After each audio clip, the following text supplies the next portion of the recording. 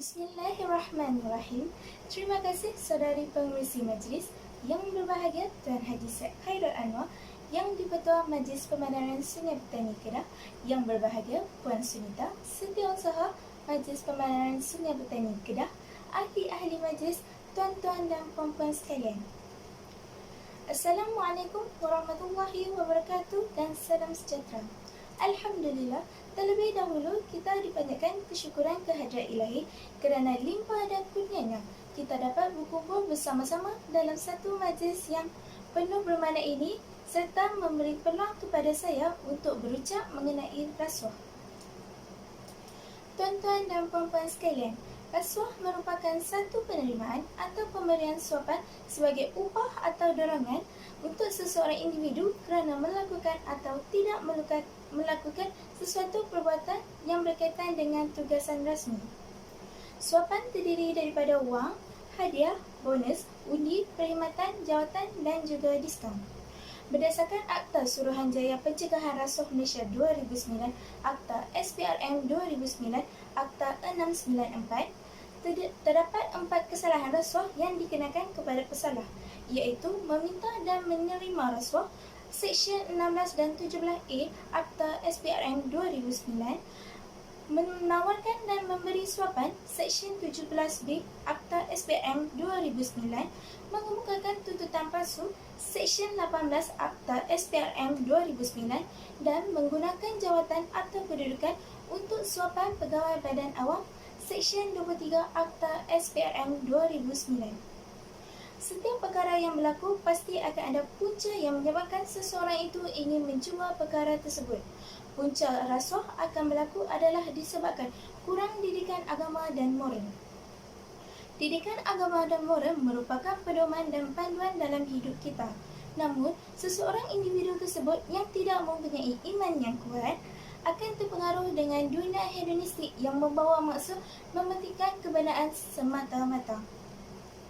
Masyarakat sebegini akan reka dengan kekayaan semata-mata serta akan terjerumus dalam gejala rasuah untuk memenuhi kehendak diri sendiri. Masalah ketulusan sistem pentadbiran kerajaan sering menjadi punca utama dalam golongan penjawat awam. Masyarakat menganggap masalah ini akan terus berlaku kerana kerajaan tidak memiliki satu sistem yang telus dan cekap dari segi aspek pemberian tender, kontrak dan projek yang menyebabkan ramai pekerja awam akan mengambil kesempatan untuk mengauk keuntungan dengan memberi rasuah. Ketiadaan sistem pemantauan yang berkesan seperti melepaskan batuk di tangga menyebabkan ramai pekerja awam yang akan terjerumus dalam melakukan jenayah ini. Menurut statistik penangkapan yang dibuat pada tahun 2020 menunjukkan peningkatan bermula dari bulan Januari hingga bulan Jun, iaitu sebanyak 100% pada setiap bulan. Penguatkuasaan undang-undang yang lemah dalam sistem pentadbiran turut menyumbang kepada gejala rasuah. Tindakan mahkamah yang menjatuhkan hukuman ringan kepada pesalah rasuah berbanding dengan jumlah rasuah yang diambil oleh mereka menimbulkan pandangan yang negatif terhadap keupayaan sistem kehakiman negara kita untuk menangani isu ini. Hal ini telah mengikis kepercayaan dan keyakinan kepada rakyat terhadap keikhlasan kerajaan untuk menangani isu ini. Gaji pekerja yang rendah sama ada di sektor awam atau swasta juga mendorong kepada pelakuan rasuah. Bagi pegawai yang bergaji rendah dan bekerja di bandar, mereka kerap menghadapi masalah kewangan.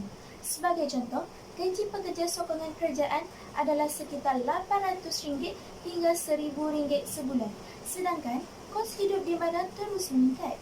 Apabila ada peluang untuk melakukan rasuah, mereka tidak berfikir panjang lagi untuk melakukan perbuatan tersebut. Adalah sesuatu yang baik jika pihak kerajaan atau majikan melakukan kajian tentang jumlah gaji yang patut dibayar kepada pekerja pada zaman sekarang. Tuan-tuan dan puan-puan sekalian, rasuah mempunyai kesan-kesan bukan sahaja dari segi negatif tetapi mempunyai kesan dari segi positif jika ia dilihat dari segi fungsi rasuah itu sendiri. Walau bagaimanapun, ianya bergantung kepada sistem nilai dan norma masyarakat berkenaan. Kesan terhadap pelaku rasuah merupakan kesan yang paling cepat dirasakan adalah ke atas individu-individu yang terlibat dengan rasuah itu sendiri. Mereka akan kehilangan pekerjaan dan kepercayaan masyarakat terhadapnya. Terdapat satu kes di mana SPRM telah menangkap seorang awam yang telah melakukan rasuah. Beliau telah didapati bersalah dan menerima hukuman penjara. Lanjutan peristiwa itu, isteri dan 4 orang anaknya yang masih kecil datang ke pejabat SPRM bagi menyerang keluarganya. Pesalah serta keluarganya juga mengalami gangguan emosi dan psikologi.